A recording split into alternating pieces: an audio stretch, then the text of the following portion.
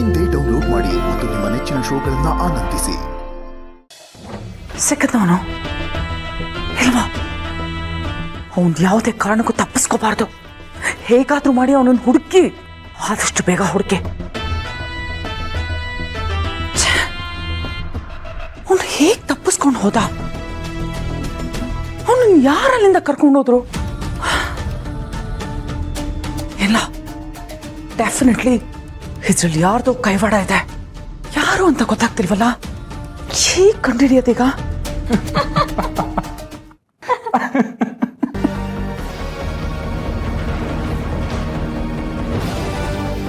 ಸಾವಿತ್ರಿ, ಒಂದು ಕಾಡಲ್ಲಿ ಒಂದು ಬೆಟ್ಟ.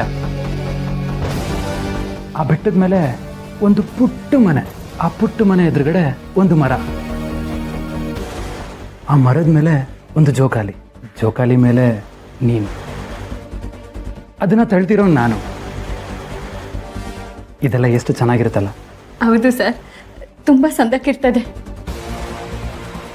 ಅಂದಾಗೆ ಅಲ್ಲಿಗೆ ಅಜ್ಜಯ್ಯನ್ನ, ನಿಮ್ಮಮ್ಮನ ಇಬ್ರು ಕರ್ಕೊಂಡು ಹೋಗುವ.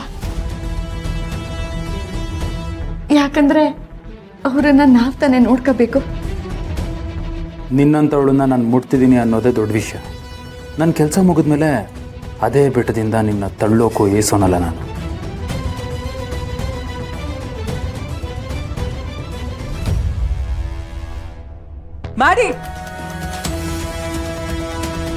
ಮಾಡಿ ವಿಜಯಮ್ಮ ಅವರು ಇದ್ರಬೇಡ ಸಾವಿತ್ರಿ, ನಿಜವಾದ ಪ್ರೀತಿಲಿ ಇದೆಲ್ಲ ಸಹಜ. ನೀನು ಕೂತ್ಕೊ, ಅಮ್ಮನ ಹತ್ರ ನಾನು ಮಾತಾಡ್ಕೊಬರ್ತೇನೆ. ಸರ್,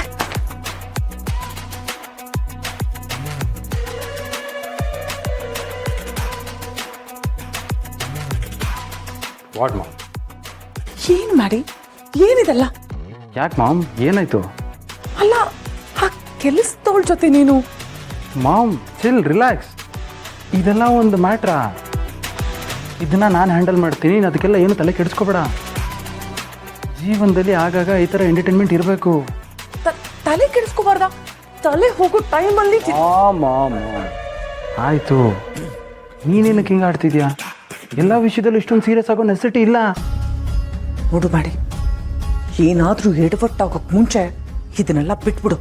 ಈಗ ನಿನಗಿರ್ಬೇಕಾಗಿರೋ ಒಂದೇ ಒಂದು ಗುರಿ ಶ್ರಾವಣಿ ಮಾತ್ರ. ಓಕೆ ಮಾ, ಓಕೆ, ಲೀವ್ ಇಟ್. ಊಟ ಮಾಡಬೇಕು ಅಂತ ಉಪ್ಪಿನಕಾಯಿನ ತಿಂದಲೇ ಇರೋಕ್ಕಾಗತ್ತಾ? ಜೀವನದಲ್ಲಿ ಆವಾಗವಾಗ ಎಂಟರ್ಟೈನ್ಮೆಂಟ್ ಮಾಡ್ತಿರ್ಬೇಕು. ಇದನ್ನೆಲ್ಲ ನಾನು ನೋಡ್ಕೊತೀನಿ. Take it easy.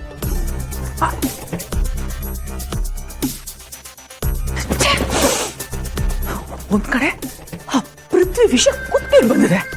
ಇವ್ನು ನೋಡಿದ್ರೆ ಟೇಕ್ ಇಟ್ ಈಸಿ ಅಂತ. ಇವನಿಗೆ ಬುದ್ಧಿನೇ ಬರಲ್ವಾ?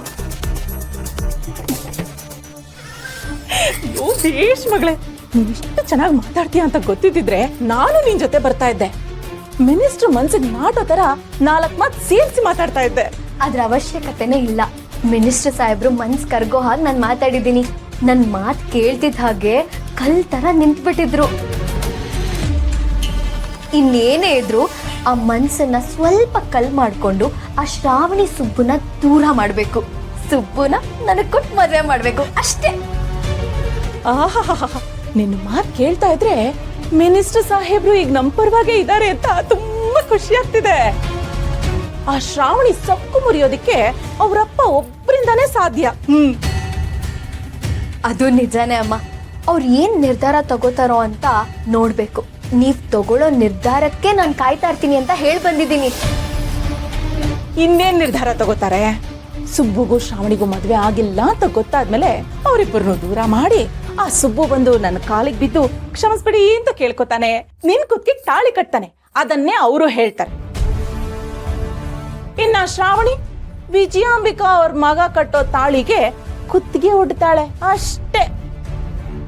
ಹೌದಮ್ಮ, ಮಿನಿಸ್ಟರ್ ಮಾತು ಶ್ರೀರಾಮನ್ ಬಾಣ ಇದ್ದಾಗೆ. ಅವ್ರ ಮಾತು ಮೀರೋ ಧೈರ್ಯ ಯಾರಿಗೂ ಇಲ್ಲ. ಹಾಗಿದ್ದಾಗ ನಾವ್ ಅನ್ಕೊಂಡಂಗೆ ಆಗತ್ತೆ ಅಲ್ವಾ ಅಮ್ಮ? ನಿಜ ಆಗತ್ತೆ ಅನ್ಸುತ್ತೆ. ಅಮ್ಮ, 1 ನಿಮಿಷ ಬಂದೆ.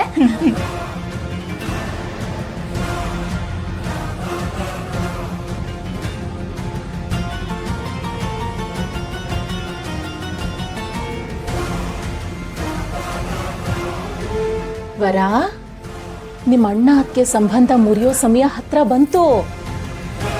ಸುಪ್ಪುಗೂ ನನ್ನ ಮಗಳಿಗೂ ಮದ್ವೆ ಮುಹೂರ್ತ ಗೊತ್ತು ಮಾಡ್ಬೇಕಷ್ಟೆ. ಅದನ್ನ ಶ್ರಾವಣಿಯವರ ಅಪ್ಪ ಮಾಡ್ತಾರೆ.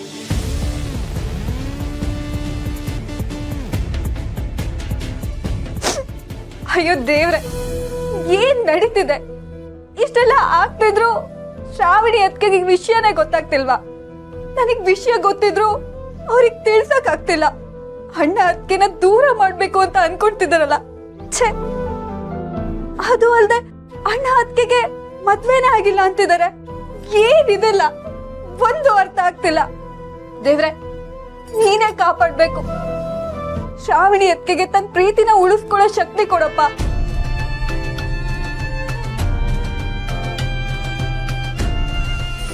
ವಿಶಾಲು, ಅಡುಗೆ ಎಲ್ಲ ತುಂಬ ಚೆನ್ನಾಗಿತ್ತು. ಆದ್ರೂ ನೀವು ಊಟ ಸ್ವಲ್ಪನೇ ಮಾಡಿದ್ರಿ. ನಾನು ಅಷ್ಟೇ ತಿನ್ನೋದು. ವೀರು, ಹೊರಡೋಣ ಅಪ್ಪ. ಆಗ್ಲೇತವ್ರೆ. ಅಮ್ಮವ್ರೆ, ಇನ್ನೂ ಸ್ವಲ್ಪ ಹೊತ್ತಿದ್ದು ಮೊಮ್ಮಗಳ ಜೊತೆ ಮಾತಾಡ್ಕೊಂಡು ಹೋಗ್ಬೋದಿತ್ತು. ಅಯ್ಯೋ, ಈ ಮನೆ ಏನ್ ದೂರ ಇದೆಯಮ್ಮ. ನಮ್ಮ ಮೊಮ್ಮಗಳ ನೋಡ್ಬೇಕು ಅಂತ ಅನಿಸ್ದಾಗ, ಅವಳ ಹತ್ರ ಮಾತಾಡ್ಬೇಕು ಅನಿಸ್ದಾಗೆಲ್ಲ ಬಂದ್ಬಿಡ್ತೀನಿ ಮನೆಗೆ.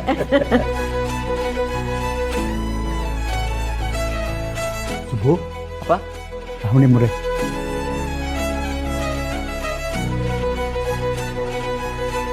ಒಳ್ಳೇದಾಗಿ ಒಳ್ಳೇದಾಗಿ.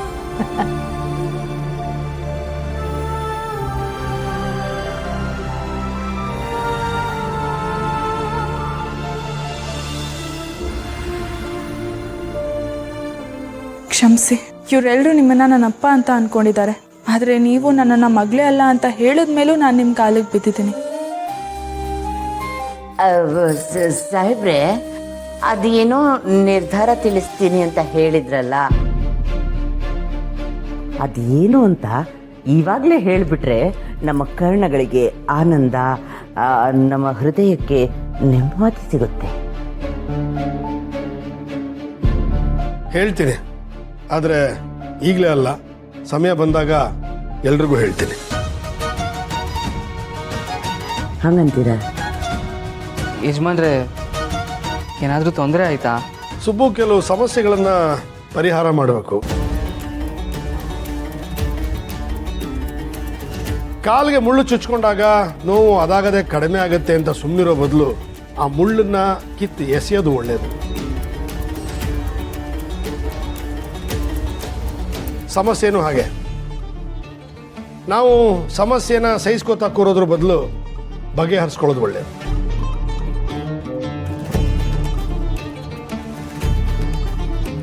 ಯಜಮಾನ್ರೆ, ನಿಮ್ಮ ಮಾತುಗಳ ಅರ್ಥ ಆಗ್ತಿಲ್ಲ. ಮಾವವ್ರೆ, ದೊಡ್ಡವರು ಆಡೋ ಮಾತಲ್ಲಿ ದೊಡ್ಡ ದೊಡ್ಡ ಅರ್ಥಗಳಿರುತ್ತೆ.